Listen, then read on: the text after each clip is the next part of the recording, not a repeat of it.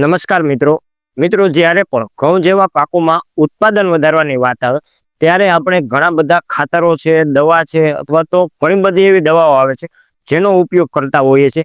તેમ છતાં પણ ઘઉંનું ઉત્પાદન પ્રોપર જોવા નથી મળતું, કારણ કે એક ને એક વેરાયટી સેમ પ્રકારની જમીનમાં વાવવામાં આવે તો પણ મિત્રો ઉત્પાદનમાં ઘણો બધો ફેર પડે છે. એક ખેડૂત મિત્રને સારું ઉત્પાદન આવેલું હોય છે તો એ જ વેરાયટીનું ઉત્પાદન અન્ય ખેડૂત મિત્રને ઓછું જોવા મળે છે. તો એ પણ ખેડૂત મિત્રને સારું ઉત્પાદન આવે છે, એનો મતલબ એમ કે એને યોગ્ય સમયે યોગ્ય ટ્રીટમેન્ટ, ન્યુટ્રિશન આપેલા છે. અને આ પ્રકારે ઘઉંના પાકમાં ન્યુટ્રિશન આપીને તમે સારું ઉત્પાદન મેળવી શકો છો.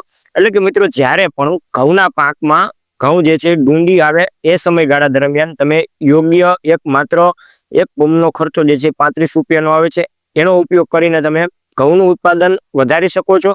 તો મિત્રો, આજના વિડીયોમાં ખાસ માહિતી મેળવવાની છે કે આપણે ડુંડી આવે છે એ સમયે કયા પ્રકારના ખાતરો જે છે ઉપયોગ કરવા જોઈએ, જેથી કરીને ઉત્પાદન જે છે વધી શકે. કારણ કે મિત્રો, ઘઉંનું ઉત્પાદન કઈ રીતે આવે એ પણ સમજવું ખૂબ જ જરૂરી છે. એટલે કે મિત્રો, ઘઉંના પાકમાં આપણે જે ડુંડી આવે છે, ડુંડીની સાઇઝ જો વધુમાં વધુ લાંબી થશે અને એમાં જે દાણા આવે છે ખૂબ જ વજનદાર અને ભરાવદાર થશે, તો જ જે છે આપણા પાકમાં ઉત્પાદન આવવાનું છે. તો આ ડુંડીની સાઇઝ લાંબી કરવા માટે, દાણાનું વજન વધારવા માટે, તેમજ જે આપણો ઘઉંનો ઉત્પાદન આવે છે, જે દાણા આવે છે, એ દાણામાં શાઇનિંગ વધારવા માટે આપણે કયા પ્રકારના ન્યુટ્રિશન જે છે આપવા જોઈએ. તો મિત્રો, વિડીયો જે છે તમારા માટે ખૂબ જ એવો મહત્વપૂર્ણ સાબિત થશે. હવે મિત્રો, જ્યારે પણ ડુંડી આવે છે એ સમયગાળા દરમિયાન તમે જોયું હશે, જે ડુંડીની બાજુમાં જે પાંદ હોય છે અને આપણે ઝંડા પાન અથવા તો ફ્લેગ લીફ તરીકે ઓળખતા હોય છે, તો એ પાન જે છે એની અંદર ખૂબ જ ન્યુટ્રિશન હશે. એ પાન જે છે એમાં ખૂબ જ સ્ટોરેજ ભરેલું હશે અને એ મજબૂત હશે, સુરક્ષિત હશે, તો જ જે છે આપણા ડુંડીની સાઇઝ વધવાની છે. ડુંડીમાં જે દાણા ભરાય છે એ પણ ખૂબ જ મોટા અને વજનદાર થવાના છે. તો આ પાંદડાની સાઇઝ વધારવા માટે, તેમજ આ ડુંડી આવે છે, ડુંડીની સાઇઝ અને એમાં જે દાણાનું વજન વધારવા માટે મિત્રો તમારે એ સમયે 3 ન્યુટ્રિશન આપવાના છે. એટલે કે ફોસ્ફરસ, પોટાશ અને બોરોન. તો આ 3 ન્યુટ્રિશનથી મિત્રો પાંદડામાં સ્ટોરેજ વધશે, ડુંડીમાં જે સ્ટોરેજ છે એ વધશે, ડુંડીમાં દાણાનો વજન વધશે અને દાણા જે છે એમાં શાઇનિંગ પણ જોવા મળતું હોય છે મિત્રો. તો આ 3 વસ્તુ તમે ઉપયોગ કરી કે જેની કિંમત માત્ર 35 રૂપિયા પર પંપે થતું હોય છે. તો એવા જે ખાતરો છે, જેની અંદર એક આવે છે 05234, એની અંદર 52% ફોસ્ફરસ અને 34% પોટાશ આવતું હોય છે. અને એની સાથે તમારે લેવાનું છે 20% બોરોન આવે છે, જે તમારે 20 થી 25 ગ્રામ પર પંપે લેવાનું છે.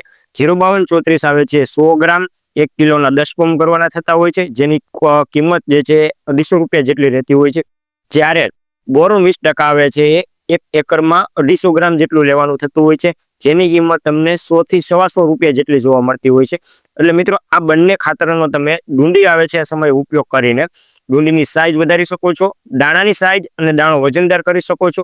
તો આ જેની કિંમત માત્ર તમે 35 રૂપિયા પડતી હોય છે, સાવ નહિવત કહેવાય. અન્ય કોઈ ખર્ચા કરવા કરતાં આ બે વસ્તુનો તમે ઉપયોગ કરીને ઘઉંના પાકનું સારું ઉત્પાદન મેળવી શકો છો.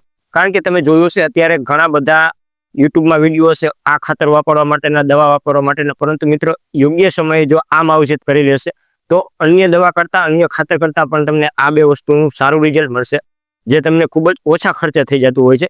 અન્ય ખર્ચ કરવાનું ટાળો મિત્રો.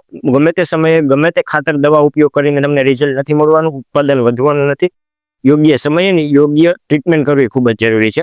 તો આશા રાખું છું કે જે ખેડૂત મિત્રોને ઘઉંના પાકમાં ડુંડી આવે છે એ સમયગાળા દરમિયાન કઈ વસ્તુનો, કઈ ખાતરનો સ્પ્રે કરવો જોઈએ એના વિશે પૂરતી માહિતી મળી હશે. તો ફરી મળીશું નવા વિડીયોમાં નવી માહિતી સાથે. આભાર.